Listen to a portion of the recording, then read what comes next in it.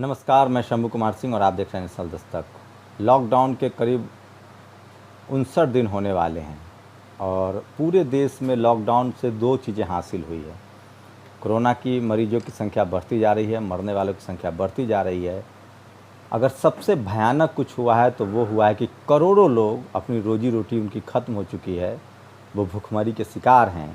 और इस दौरान जो उन्होंने तकलीफ़ें सही है उसकी जिम्मेवारी कौन लेगा? चाहे वो हज़ारों किलोमीटर पैदल चलना हो, उनके बच्चों के पैर में छाले हो, पैदल चलते हुए लोगों की मौत हो, सड़क हादसे में लोगों की मौत हो, और जिस तरह से लगातार मौत हुई है। और अब सोचिए कि अब लॉकडाउन खोल दिया गया है, गाड़ियाँ चल रही है, ऑफिसें खुल गई हैं, लेकिन अगर कोई मजबूर मज़दूर बेबस लाचार हुआ है तो वो करोड़ों लोग हैं। और इसका साफ मतलब है कि ये सरकार बिना प्लानिंग के, इस देश में कोई व्यवस्था नहीं है और सरकार ने सबको सचमुच में अपने सहारे छोड़ दिया है। और इस देश में अगर चंद लोगों को छोड़ दें, 15% आबादी को छोड़ दें, तो बाकी सब की हालत बेबस, लाचार और मजबूर है। दूसरी सबसे ज़्यादा तस्वीरें भयानक सामने आई है कि लगातार जिस तरह से पुलिस का जो रवैया है वो सबसे शर्मनाक है। और सोशल मीडिया पर इतने तस्वीरें वायरल हो रही है, यूट्यूब की अपनी मजबूरी है कि हम नहीं दिखा सकते हैं। तो दो चीज़ें, भूख, लाचार, गरीबी, बेवस्था और पुलिसिया डंडे का कहर है, वो सब जगह है। और नहीं है कहीं कुछ तो वो सरकारी मदद है, नहीं है कहीं कुछ तो वो इलाज है, नहीं है कहीं कुछ तो वो भाईचारा है, आपसी ताना बाना है। तो इस देश में जातिवाद, धार्मिक सांप्रदायिकता, ये जो है उसका चरम है, बोलबाला है। और बाकी भाईचारा, एक दूसरे को मदद करना, लाचार बेबस के साथ खड़े होना, लगता है ये सब खत्म हो गया है। और राजनीति भी इसको लेकर बहुत सक्रिय नहीं है। आज बीएसपी सुप्रीमो मायावती ने फिर प्रेस कॉन्फ्रेंस की है और उन्होंने इन तमाम मुद्दों को उठाया है। वहीं अखिलेश यादव की पार्टी मदद कर रही है। लेकिन मैं चाहता हूँ कुछ सोशल मीडिया पर क्या चल रहा है वो बता दूँ। ये पूरा है कि लॉकडाउन की वजह से न तो कोरोना रुक पाया है, कोरोना लगातार बढ़ते जा रहा है, कोरोना के साथ ही जीना होगा। और कोरोना के नाम पर लाखों करोड़ों लोगों को बेबस, बेघर कर दिया है। दिल्ली में जेएनयू की दो छात्राओं को फिर से गिरफ्तारी हुई है। दोनों पिंजरा तोड़ संगठन की थी और इन दो जेएनयू की छात्रा थी और जो दिल्ली दंगा हुआ था उसको लेकर इनको गिरफ्तार किया गया है। तो सब कुछ थमा हुआ है, अस्पताल नहीं खुल रहे हैं, लेकिन दिल्ली दंगे की लेकर गिरफ्तारियां हो रही है। पिंजरा तोड़ के सदस्य दो हैं, देवांगना कलिता 30 और नताशा नरवाल, जेएनयू की छात्रा, और इन दोनों की गिरफ्तारी हुई है। तो सोचिए, दो छात्राएं हैं जो गिरफ्तार हुई हैं। और दिलीप मंडल ने लिखा है कि हर साल ओबीसी की 3000 मेडिकल सीट्स सवाल लूट रहे हैं क्योंकि सरकार ओबीसी कोटा नहीं दे रही है। अगर ये बात भी ओबीसी को नाराज़ नहीं करती है तो वो मर ही जाएं, मुर्दा कौम का मर जाना ही सही है। ये नाराज़गी दिलीप मंडल ने लिखा है। और एक पोस्ट लिखा है जितेंद्र कुमार ने, पूरे देश को खोल दिया, दुकानें खोल दी, बाजार खोल दिए, निजी घड़ी गोरा चलना दिया जा रहा है, दारू की दुकानें तक खोल दी, लेकिन अस्पताल का ओपीडी बंद है, अस्पतालों में इलाज रुका हुआ है। फिर शाम के 7 बजे से सुबह 7 बजे तक पूरे देश में कर्फ्यू लगा है। क्यों? इसलिए क्योंकि जो प्रवासी या श्रमिक खुद अबोध बच्चे, औरत, बुजुर्ग के साथ कड़ाके की धूप में तपती सड़क पर नंगे पाँव न चल पा रहे हैं, वे शाम के से रात भर चलकर अपने घर पहुंचना चाहते हैं, तो किसी भी परिस्थिति में घर न पहुंचने दिया जाए। शर्म कीजिए प्रधान सेवक जी महाराज, आपकी बेहयाई से तो खुद के इंसान पर होने से विश्वास उठता है। इस पूरे लॉकडाउन के दौरान मुस्लिम समाज का जो मानवीय चेहरा आया है वो चौंकाने वाला है, आंखें खोलने वाला है। और तमाम तकलीफ़ें झेलने के बाद, तमाम पार्टियों के दरकिनार करने के बाद, कांग्रेस के 60 साल तक उनके साथ धोखाधड़ी के बाद भी उनकी इंसानियत नहीं गई है। और हर जगह से जो तस्वीरें आ रही हैं कि मुस्लिम समाज के लोग जो हैं, सिख समाज के लोग जो हैं, वो बढ़ चढ़ कर लोगों की मदद कर रहे हैं। गरीबों को भोजन बांट रहे मुस्लिमों को आरएसएस कार्यकर्ताओं ने पीटा। ये खबर है, मैं इसकी पूरी डिटेल बता रहा हूँ आपको। कर्नाटक के बेंगलुरु में भाजपा आरएसएस कार्यकर्ताओं द्वारा कथित तौर पर प्रवासी श्रमिकों को समुदाय के लिए भोजन की व्यवस्था करने और वितरित करने वाले मुस्लिम कार्यकर्ताओं को से अधिक घटनाएं प्रकाश में आई है। सोचिए, उत्तरी बेंगलुरु में अमृताहल्ली इलाके में ये घटना हुई है। तो ये तमाम जो खुद को हिंदू कह रहे थे, बजरंग दल की मुझे कोई रिपोर्ट्स नहीं मिली है, आरएसएस की कोई रिपोर्ट्स नहीं मिली है, हिंदू सेना की कोई रिपोर्ट्स नहीं मिली है, करनी सेना कहीं मदद करते हुए नहीं दिखा है, सिर्फ मुस्लिम्स मदद करते हुए दिखे हैं। तो यूपी के प्रतापगढ़ में ओबीसी के घरों पर हमला हुआ है, लगातार मारा पीटा गया है। ये राम सिंह पटेल जो हैं वो पूर्व विधायक पट्टी हैं, उन्होंने जो कहा है वो सुन लीजिए, आपको छोटा ही वीडियो है। कल दिनांक 22/5/2020 को पट्टी विधानसभा जनपद प्रतापगढ़ के ग्राम गोविंदपुर में जानवर चराने को लेकर मामूली विवाद हुआ, जिसकी सूचना प्रशासन को दी गई। प्रशासन द्वारा मामले को शांत करा दिया गया, लेकिन प्रशासन के जाने के बाद बगल के ही गांव के कुछ अराजक तत्वों द्वारा पुनः गांव में घुसकर पटेल बस्ती में लोगों के साथ मारपीट की गई, जिसके पश्चात ग्रामीणों ने विरोध किया तथा प्रशासन को सूचना दी। लेकिन प्रशासन द्वारा सत्ता के दबाव में पटेल बिरादरी के लोगों के साथ एक तरफा कार्रवाई की गई। कानून व्यवस्था एकदम से खराब है। चीन लगातार, सोचिए जब किस तरह से 56 इंच कहा गया था पाकिस्तान को, चीन को, नेपाल को सबक सिखा देंगे। नेपाल भी आप पर चढ़ रहा है, चीन आपके सीमे में घुस रहा है 4 किलोमीटर। अभी तो कुछ सेना को उन्होंने बंधक बना लिया था। तो ये सब चल रहा है, लेकिन इसकी रिपोर्टिंग नहीं होगी इसलिए। और सबसे दुखद घटना हुई है, ट्रेन चली थी गोरखपुर के लिए और पहुंच गई राउरकेला। एक ट्रेन को तो कानपुर से प्रतापगढ़ पहुंचने में 24 घंटे। कभी सुना था आपने? सोचिए, सचमुच देश राम भरोसे चल रहा है, लेकिन राम मंदिर का निर्माण कार्य तेज़ी पर है, जहां बुद्ध की अवशेष मिल रहे हैं। मतलब ट्रेन चलनी थी गोरखपुर के लिए और पहुंच गई राउरकेला। मायावती ने आज एक प्रेस कॉन्फ्रेंस की है और उन्होंने कहा है कि जहां काम करते थे वहां व्यवस्था नहीं थी, इसलिए उनको घर न रुकने की न खाने की व्यवस्था थी। मुझे लगता है उनको इस बीमारी से प्रवासी ज़्यादा परेशान हैं। तो मायावती जी को मुझे लगता है कि अपने सलाहकार रखने चाहिए, सोशल मीडिया उनको देखना चाहिए। मुझे लगता है वो सोशल मीडिया नहीं देखती हैं, वो टीवी अखबार देखती हैं और इसलिए उनको देर से पता चलता है। मैं फिर कह रहा हूँ, वो ज़मीन से जुड़ी हुई नेता हैं, लेकिन उनके पास जो लोग हैं, जो लॉबी है, उसके एक्सेस नहीं है। सोशली लोग, एक्टिव लोग नहीं हैं वहाँ। उनको टीवी और अखबार देखकर खबरें पता चलती है, जबकि कायदे से जो उनके वोटर की खबर है वो सोशल मीडिया पर आती। तो उनको सोशल मीडिया अगर देखा जाए, उनको बताया जाए, तो वो बहुत पहले प्रेस कॉन्फ्रेंस करती। लेकिन उन्होंने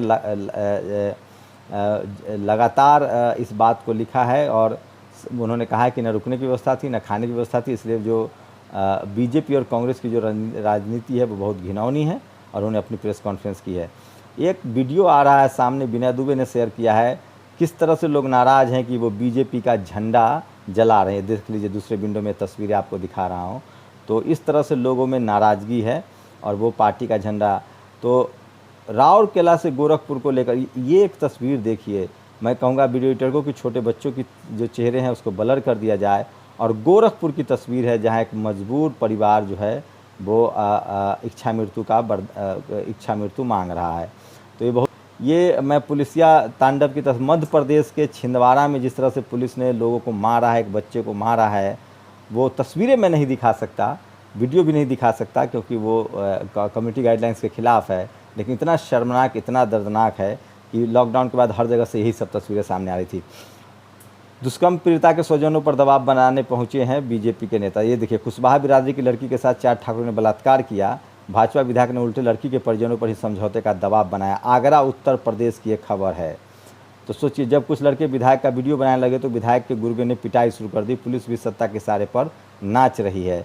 तो यूपी, जहाँ जहाँ बीजेपी शासित राज्य है वहाँ कुछ नहीं। ये दूसरा वीडियो है, ये देखिए कि गुजरात का है, जहाँ मुस्लिम समाज के लोग लगातार लोगों की मदद कर रहे हैं और खाना दे रहे हैं।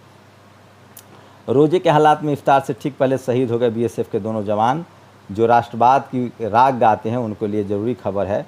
और एक वीडियो देखिए, मैं चाहूँगा मेरे वीडियो एडिटर इस वीडियो को पूरा सुनाएं। ये जेडीयू के विधायक हैं, बिहार का वीडियो है। जब उनसे क्वारंटाइन में लोगों ने पूछा कि आप हमें कोई इंतज़ाम तो कीजिए, तो उन्होंने कहा कि मैं चुनाव में वोट मांगने आया हूँ। उन्होंने कहा कि आप हमारी डेवलपमेंट के लिए क्या करते? तो उन्होंने कहा कि रोज़गार दीजिए। तो उन्होंने कहा कि तुम्हारे पिता ने जो पैदा किया उसने रोज़गार दिया। ये एक विधायक की भाषा है और ये पूरा सुन लीजिए वीडियो, आपको सुनना चाहिए। तो इस गांव की है, क्योंकि अगर इस गांव 10 साल इस एरिया के विधायक रहे सर, वो रोजगार नहीं दिए, तो इस गांव को क्या, इस एरिया को भी रख सकता है 200 से 300 लोग बाहर। बाबूजी तुमको पैदा किए, रोजगार दिए।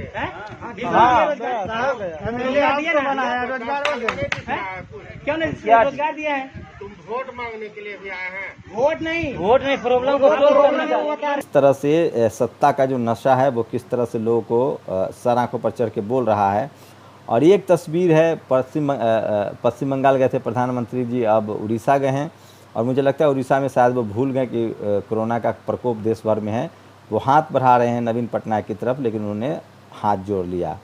तो ये तस्वीर है। और अयोध्या में मिले पुरावशेष राम मंदिर नहीं, बौद्ध धर्म से जुड़े हैं।